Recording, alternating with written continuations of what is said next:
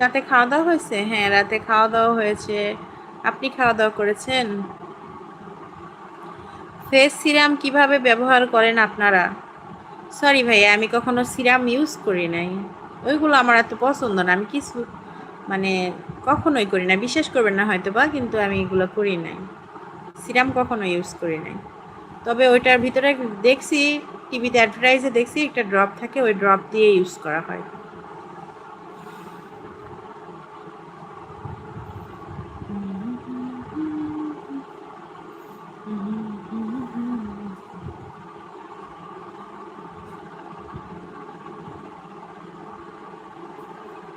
Serum কি মুনি? বুঝি না।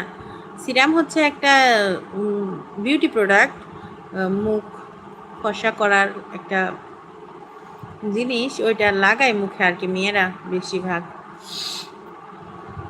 আমি লাগাই না কখনো, জানি না। টান টান চোখ, সৌন্দর্য অফুরন্ত। Thank you.